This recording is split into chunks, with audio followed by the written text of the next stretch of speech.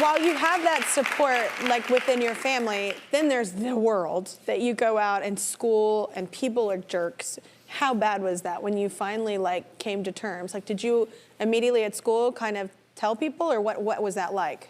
Yeah, it could have been better. There were definitely some low moments. After I came out, even though my parents were very loving, even though they didn't really understand everything, in a lot of ways, my worst fear came true. A lot of my friends started drifting away because I was a sin in their minds. I'm sure it wasn't that explicit, but that's how they were raised as well. My friends started drifting away. A lot of my distant relatives started drifting away.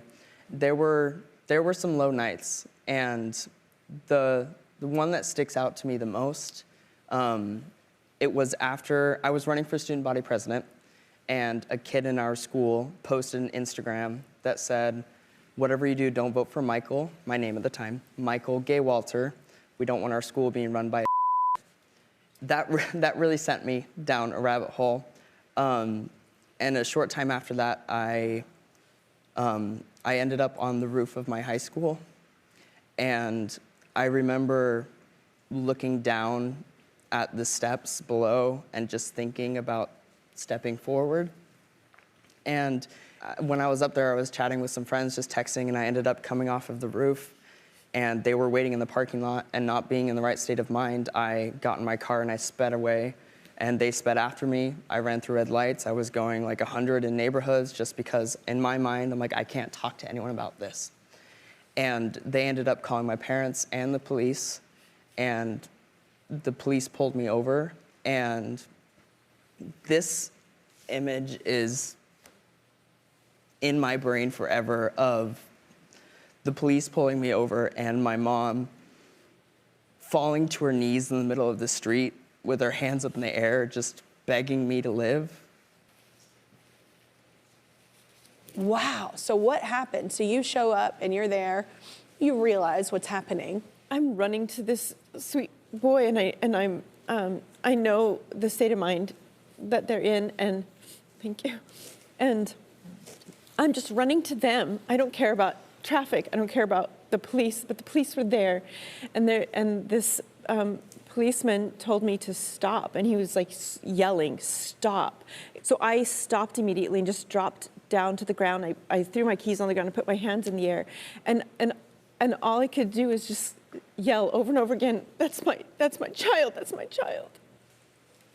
So Donna, you're actually the first one that found Encircle, right?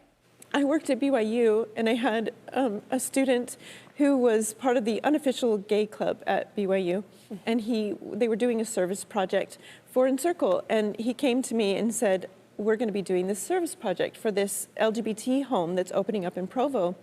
And I just said, "No, somebody's told you wrong. There can't be a place like that in Utah. First of all, there aren't any gay people in Utah. It's only my child." No one understands what we're going through except for us, right? Yeah, I felt really alone as a mom too. I'm like, but you do feel isolated, especially in that environment. Yes, yeah, and it's something that's shameful. You don't talk about it. So if there were other people I didn't know, and I wasn't talking about it, so nobody else would know.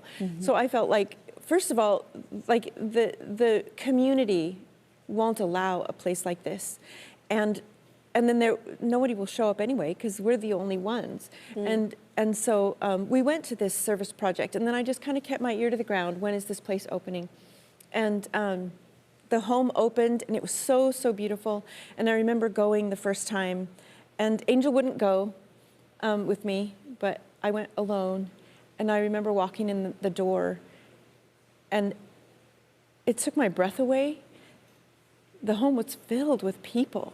There was an older lady, like a grandma, pulling cookies out of the oven, and there were kids all through the house. There was somebody playing the piano, and there were kids at the dining room table doing their homework, and somebody else was doing like something on the computer, and it was just so full of life and energy, and everyone was smiling and happy. And it wasn't like dark and depressing and anything no, like that. No, this is bright, beautiful home. And I just remember, I still had my hand on the doorknob. I remember just opening the door and looking around and being like, took my breath away. And I just stood in the doorway and cried. Like, the exact opposite of what we had been taught being queer was. Like being queer was dark and alone, and then this house and circle, open, beautiful, bright colors, smiling faces. And people who were just like us. That's incredible. I have to ask though, Angel, so the first time you went to Encircle and now you're a part of this organization, like how are you now? Now I'm great. So when I first started going to Encircle, one of the first things I did was the Friendship Circle, which is essentially, it's kind of like group therapy. I think it's led by a therapist, and it's just a whole bunch of queer youth the same age. And that was really the first place that I felt like I had a place and that I could be myself and I belonged and I didn't have to pretend anymore or live up to expectations that people had for me. Or that you had had for yourself. Yeah. And I think that's a part of other people having expectations for you. You start internalizing that and having those same expectations for yourself. Exactly. Like, how could I ever be happy being queer? But that really laid the foundation in a lot of ways for who I am now. I work up in Salt Lake City, Utah, the capital of Utah. I have a full-time job. I perform on the weekends in drag. Have you ever seen these performances? Oh, I'm my kind of dying to gosh. personally. That's amazing.